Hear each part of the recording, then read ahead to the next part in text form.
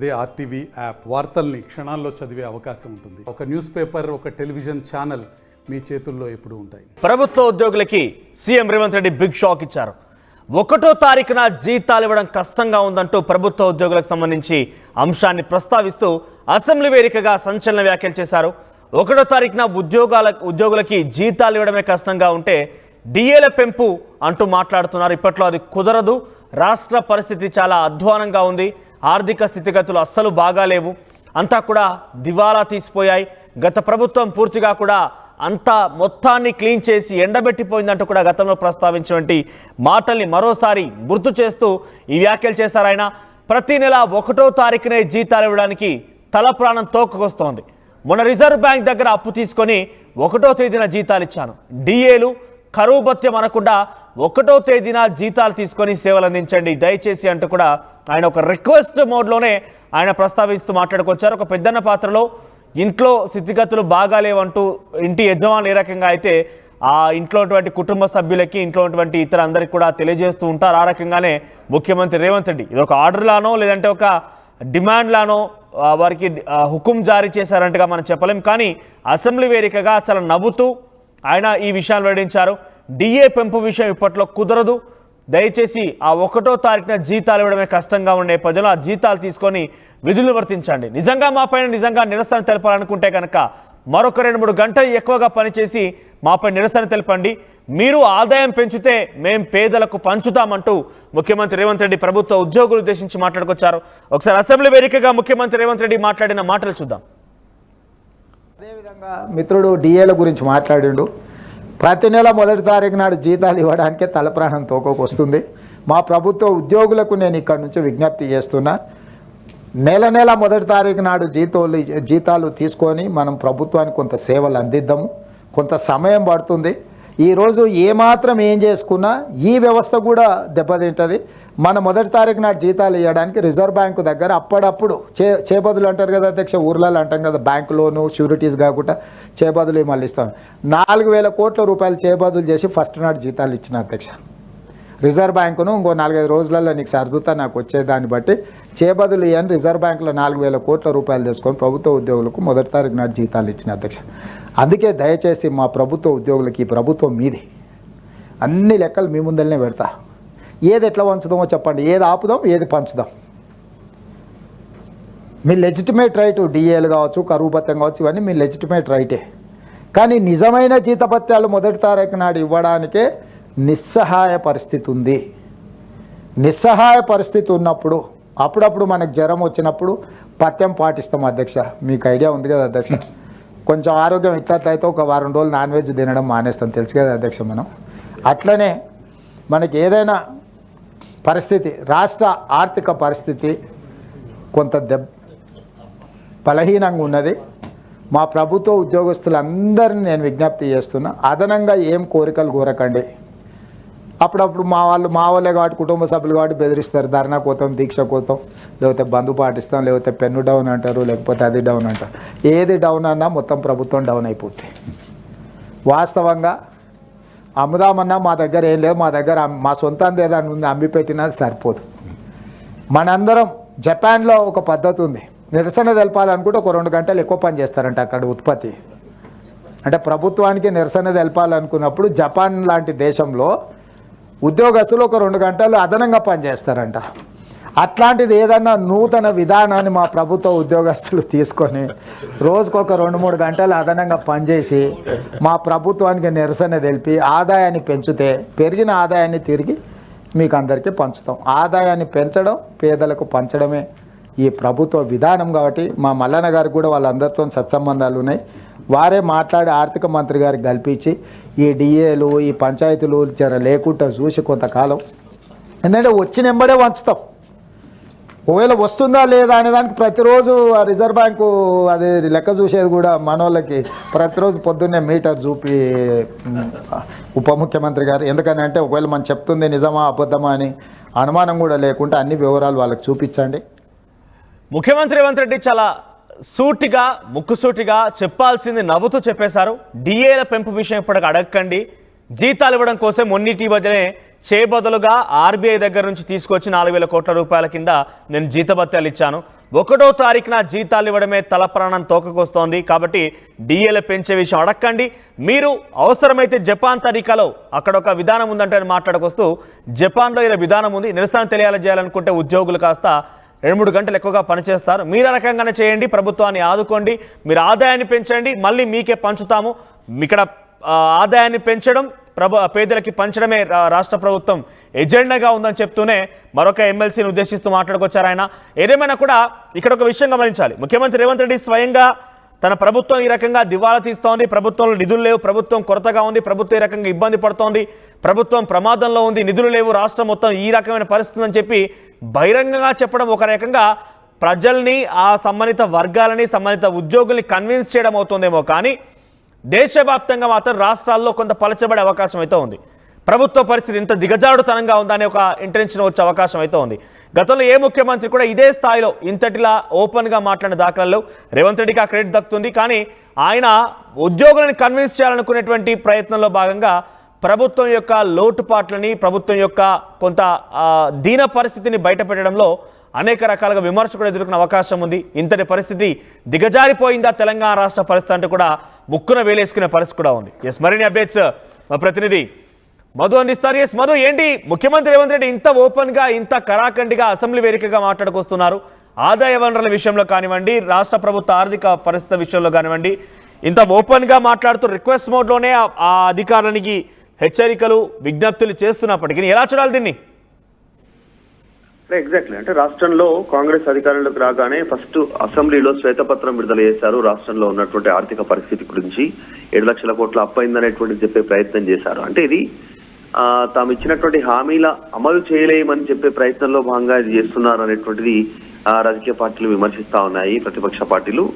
అది అంతవరకు పక్కన పెడితే డైరెక్ట్ గా చెప్పొచ్చు, ఇప్పుడున్న పరిస్థితుల్లో మేము హామీలు అమలు చేయలేము అని చెప్పొచ్చు. కానీ వాటి గురించి కాకుండా రాష్ట్ర ఆర్థిక పరిస్థితి డొల్లగా ఉంది, రూపాయి లేదు, అప్పుల పాలైపోయింది, మిత్తిలు కడతా ఉంది రాష్ట్ర ప్రభుత్వం, చాలా క్రూషల్ గా ఉందని చెప్పుతున్నటువంటి పరిస్థితితో పెట్టుబడిదారులు రావట్లేదు, ఇన్వెస్టర్స్ ఓవర్ ఇక్కడ ఇన్వెస్ట్ చేయడానికి ఇంట్రెస్ట్ చూపించట్లేదు అనేటువంటి విమర్శలు చేస్తా ఉన్నాయి రాజకీయ పార్టీలు, ప్రతిపక్షాలు ముఖ్యంగా. ఇప్పుడు ఉన్నటువంటి ఆల్రెడీ ప్రాజెక్ట్స్ ఒకటి వెళ్ళిపోయాయి. ఒకటి కర్ణాటకకి, ఒకటి తమిళనాడుకి సోలార్ ప్రాజెక్టు రీసెంట్ గా కూడా ఉన్నటువంటి ఒక 7,500 కోట్ల ప్రాజెక్ట్ కూడా తిరిగి వెళ్ళిపోయింది అనేటువంటి విమర్శలు వస్తున్న నేపథ్యంలో మళ్ళీ అలాంటి వ్యాఖ్యలే ముఖ్యమంత్రి చేశారు. ఒకసారి జీతాలు ఇవ్వడానికి ఇబ్బంది ఉంది, అప్పు తెచ్చి కడతా ఉన్నాం, చేతి బదులు తీసుకొచ్చి ఇస్తా ఉన్నటువంటి పరిస్థితి ఉంది, 1వ తారీఖు జీతాలు వేయడమే చాలా కష్టంగా ఉంది, మళ్ళీ మీరు దానికి ఎక్స్ట్రాగా డిఏ ఇవ్వాలనో ఇంకేదో ఇవ్వాలనో అటువంటి ఆలోచన పెట్టుకోకండి, ఇచ్చే పరిస్థితి లేదు, అది మీ రైటే, అడగడం మీ రైటే, కానీ ఇవ్వడానికి రాష్ట్ర ప్రభుత్వం సంసిద్ధంగా లేదు. మొన్న రిజర్వ్ బ్యాంక్ దగ్గర 4,000 కోట్లు చేతి బదులు తీసుకొచ్చి ఇచ్చామనేటువంటిది చెప్పే ప్రయత్నం చేశారు. ఆల్రెడీ ప్రభుత్వ ఉద్యోగులు ఎక్స్పెక్ట్ చేస్తా ఉన్నారు డిఏ, కరువు భత్యం వాళ్ళంతా కూడా ఇస్తుందేమనేటువంటిది. కానీ రాష్ట్ర ప్రభుత్వం చాలా స్పష్టంగా మొన్న ఇవ్వలేనటువంటి సిచ్యువేషన్ 1 నెల అడ్జస్ట్మెంట్ చేసింది. ఇప్పుడేమో ఇచ్చే పరిస్థితి లేదు, జీతాలు ఇవ్వడానికి చాలా కష్టంగా ఉంది, ఇంకా మీకు ధర్నా చేస్తే ఇంకా 2-3 గంటలు ఎక్కువ పని చేయండి, వచ్చిన ఆదాయం మీకు పంచుతామనేటువంటి స్టేట్మెంట్ ఆయన చెప్పే ప్రయత్నం చేశారు. నిజంగానే ఇది కాస్త రాష్ట్రానికి నష్టం చేకూర్చేటువంటి విషయంగానే చూడాల్సినటువంటి అవసరం ఉంది. ఇప్పుడు ఆంధ్ర, తెలంగాణ 2 పోటీ పడి ముందుకు వెళ్ళాలి అనేటువంటి చర్చ జరుగుతున్న నేపథ్యంలో ఇప్పుడు ఈ స్టేట్మెంట్ తో పెట్టుబడిదారులు ఎవరైనా ఇంకా ఆంధ్ర నుంచి ఇన్వెస్టర్స్ ఎవరైనా ఇక్కడ పెట్టాలన్నా, ఇతర రాష్ట్రాల నుంచి ఇన్వెస్ట్ చేయాలన్నటువంటి వారు కాస్త వెనుతిరిగి వెళ్ళేటువంటి అవకాశం ఉంటుంది. ఆర్థిక పరిస్థితి బాలేదని, అప్పుల పాలైపోయిందని చెప్తుండడం సిచ్యువేషన్ ఖచ్చితంగా ఇది నష్టం చేకూర్చేటువంటి విషయంగానే చర్చ జరుగుతా ఉంది. అంటే పదే ఆర్థికంగా స్థితిగతులు బాగాలేవు, ఆర్థికంగా రాష్ట్ర ప్రభుత్వం దిగజారిపోయింది. గతంలో కూడా మనం చూసాం మధు, లంక బిందెలు ఉన్నాయనుకొని వచ్చాం, కానీ లంక బిందెలు కాదు కదా, బిందెల్ని పూర్తిగా కడిగేసి వాటిని ఎండబెట్టేసిపోయాడు కేసీఆర్ అంటూ కూడా ముఖ్యమంత్రి గత అసెంబ్లీ సమావేశంలో కూడా మాట్లాడుకొచ్చాడు, బహిరంగ సభల్లో మాట్లాడుకొచ్చాడు. ఇప్పుడు పదే లేదు అనే పరిస్థితే మాట్లాడుతున్నారు, కానీ ఆర్థిక స్థితిగతులను మెరుగుపరిచే విధానం పైన ఎక్కడ కూడా ముఖ్యమంత్రి మాట్లాడుతున్న దాఖలాలు అంటే అటువంటి విషయం ఎక్కడ ప్రస్తావనకు వస్తుందా? ప్రతిపక్షాలు ఏం చెప్తున్నాయి? అలాంటి చర్చ జరుగుతూ ఉంది. ఎందుకంటే అధికార పార్టీకి సంబంధించినటువంటి వారు ఎవరున్నా, మంత్రులు కానీ, ఎమ్మెల్యేలు కానీ, ఇంకెవరైనా ఉంటే వారి బిల్లులు క్లియర్ అవుతా ఉన్నాయి. వారి కాంట్రాక్ట్ కి సంబంధించినటువంటి బిల్లులు, పొంగులేటి శ్రీనివాస్ రెడ్డి, కోమటిరెడ్డి బ్రదర్స్ కానీ ఇవన్నీ 1,000 కోట్ల బిల్లులు ఉంటే అధికారంలోకి రాగానే ఫస్ట్ వాళ్ళ బిల్లులు క్లియర్ అయ్యాయి. కానీ సాధారణ కాంట్రాక్ట్లకు కానీ మిగతా వారి బిల్లులు క్లియర్ అవ్వట్లేదు. ఆర్థిక పరిస్థితి బాగాలేదు అని చెప్తూనే వారికి సంబంధించినటువంటి ఆయన బిల్లులు మాత్రం క్లియర్ చేస్తున్నారు, మిగతా వారిని పెండింగ్ పెడుతున్నటువంటి విమర్శలు ఆల్రెడీ ఎదుర్కొంటుంది. ఆ నేపథ్యంలో ఇప్పుడు ముఖ్యమంత్రి వ్యాఖ్యలు మరొకసారి వైరల్ అయ్యే అవకాశం ఉంది. కాకపోతే ఇక్కడ ఉద్యోగస్తుల గురించి మాట్లాడాను. ఉద్యోగస్తులు చాలా డెప్త్ అనలైజ్ చేసుకుంటారు, ఆలోచించుకుంటారు. రాష్ట్రంలో జరుగుతున్న పరిస్థితులను, స్థితిగతులను అంచనా వేసేటువంటి శక్తి ఉద్యోగస్తులకు ఉంటుంది. దాదాపు అసలు రాష్ట్ర ప్రభుత్వాన్ని గాడిలో పెట్టగలిగేటువంటి శక్తి ఉద్యోగులకే ఉంటుంది. గతంలో ఉద్యోగస్తులతో పెట్టుకున్నటువంటి వారు ప్రభుత్వాలే కూలిపోయినటువంటి చర్చ ఉంది. కాబట్టి డైరెక్ట్ గా వారిని ఉద్దేశించే ముఖ్యమంత్రి చెప్పే ప్రయత్నం చేశారు. అంత టేక్ ఇట్ ఈజీగా తీసుకునేటువంటి సిచ్యువేషన్ ఉద్యోగస్తుల్లో ఉండదు. వాస్తవ పరిస్థితులు ఏంటో వాళ్ళకి తెలుసు, రాష్ట్రంలో జరుగుతున్నటువంటి పరిస్థితులు. కాబట్టి వాళ్ళు దీన్ని అంచనా వేసుకునే అవకాశం ఉంటుంది. రానున్నటువంటి స్థానిక సంస్థల ఎన్నికల్లో కానీ ఫ్యూచర్ లో కానీ ఖచ్చితంగా వారి ప్రభావం ఉండే అవకాశం ఉంటుంది. మనం రీసెంట్ గానే చూసాం, ఎమ్మెల్సీ ఎన్నికల్లో అధికార పార్టీకి షాక్ ఇచ్చారు.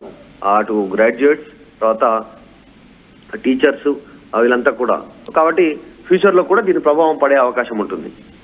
రైట్ మధు. సో ముఖ్యమంత్రి రేవంత్ రెడ్డిని అసెంబ్లీ సమావేశాల్లో చాలా సుదీర్ఘమైన ప్రసంగం అటు ఇరు శాసన మండలి శాసనసభలు ఉద్దేశించి మాట్లాడుతూ ముఖ్యంగా ప్రభుత్వ ఉద్యోగుల గురించి ఆయన మాట్లాడుకొచ్చారు. 1వ తారీఖున జీతాలు ఇవ్వడమే కష్టంగా ఉంది, తలప్రాణం తోకకొస్తోంది. చేబదుల కింద ఆర్బీఐ నుంచి కొంత నిధులు తీసుకొచ్చి మొన్నిటివల్ల జీతాలు వేశాను. మళ్ళీ మీరు డిఏ పెంపు అనే అంశం దయచేసి ప్రస్తావించకండి, మీకు విజ్ఞప్తి చేస్తున్నాను. అవసరమైతే నిరసన వ్యక్తం చేయాలని కనుక మీకు ఉంటే జపాన్లో ఒక విధానం ఉంది. నిరసన తెలియజేసేటువంటి ప్రభుత్వ ఉద్యోగులు 2-3 గంటలు ఎక్కువగా పనిచేస్తూ ఉంటారు. మీరు కూడా ఆ రకంగానే పనిచేసి ఎక్కువగా నిధులని సమకూర్చే విధంగా, రాష్ట్ర ప్రభుత్వానికి ఆదాయం వచ్చే విధంగా ప్రయత్నం చేయండి. అలా వస్తే మళ్ళీ మీకే పంచుతాము. ఇక్కడ రాష్ట్ర ప్రభుత్వానికి ఆదాయం పెంచడం, ప్రజలకు పంచడమే ఎజెండాగా ఉంది అని చెప్పి మాట్లాడుకొచ్చారు ఆయన. ఏదేమైనా కూడా ఇంత బహిరంగంగా ముఖ్యమంత్రి రేవంత్ రెడ్డి మాట్లాడడం ఒక రకంగా అటు ఉద్యోగులని ప్రజల్ని కన్విన్స్ చేసే విధంగా ఉంటే ఉండొచ్చేమో, బహుశా అది ప్రజలు కన్విన్స్ అయ్యే విధానం పట్టి ఉంటుంది. కానీ ఇంత బహిరంగంగా ఆయన మాట్లాడడం చూస్తుంటే కొంత తెలంగాణ రాష్ట్ర ఆర్థిక పరిస్థితి ఇంతలా దిగజారిపోయిందా అనే ఒక ఇంటెన్షన్ని, ఒక విధానాన్ని చాలా బలంగా అటు ఇతర పార్టీలకు కానివ్వండి, ముఖ్యంగా ఇతర రాష్ట్రాలకు సంబంధించినటువంటి ప్రభుత్వాలకి కొంత అలుసుగా అయ్యే అవకాశం కూడా ఉంది. చూద్దాం మరి ముఖ్యమంత్రి రేవంత్ రెడ్డి వ్యాఖ్యల్ని అటు ప్రభుత్వ ఉద్యోగులు ఎంత మేర సమర్థిస్తారు, ప్రతిపక్ష పార్టీలు ఎంత మేరకు దీన్ని ఏకీభవిస్తాయి చూడాలి.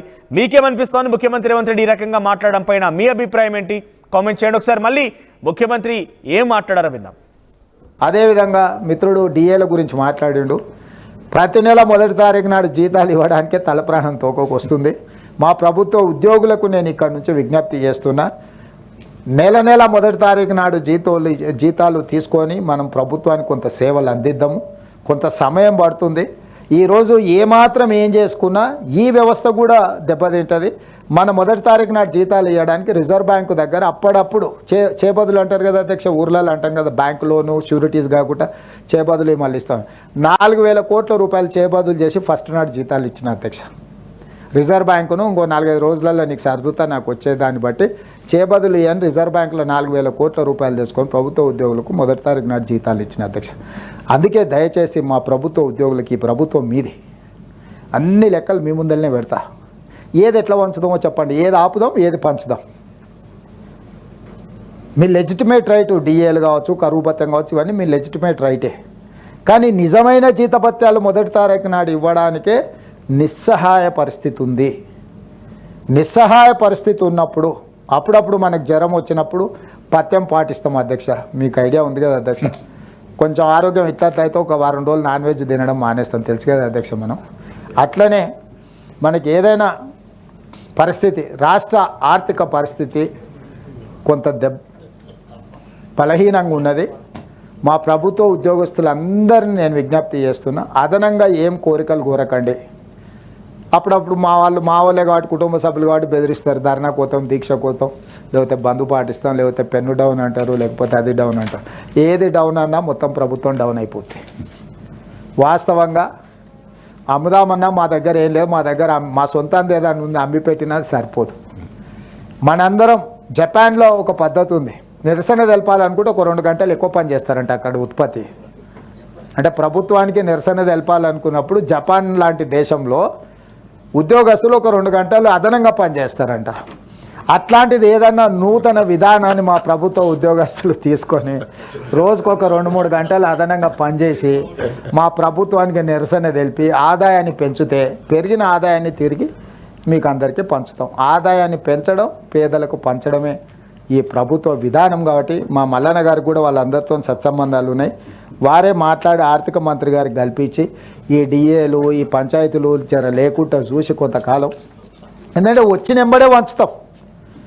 ఒకవేళ వస్తుందా లేదా అనే దానికి ప్రతిరోజు రిజర్వ్ బ్యాంకు అది లెక్క చూసేది కూడా మనోళ్ళకి ప్రతిరోజు పొద్దున్నే మీటర్ చూపి ఉప ముఖ్యమంత్రి గారు. ఎందుకని అంటే ఒకవేళ మనం చెప్తుంది నిజమా అబద్ధం. యూపీఎస్సీ ఫలితాల్లో 84కు పైగా ర్యాంకులతో ప్రభంజనం సృష్టించి నేడు ప్రకటించిన తెలంగాణ గ్రూప్ 1 ఫలితాల్లో 100 మందికి పైగా 430 కంటే ఎక్కువ మార్కులు సాధించిన ఏకైక అకాడమీ విష్ణు ఐఏఎస్ అకాడమీ. మరిన్ని వీడియోస్ కోసం ఛానల్ ని సబ్స్క్రైబ్ చేయండి. లేటెస్ట్ అప్డేట్స్ కోసం వాట్సాప్ ఛానల్ ని ఫాలో చేయండి. అండ్ లింక్ డిస్క్రిప్షన్ లో ఉంది.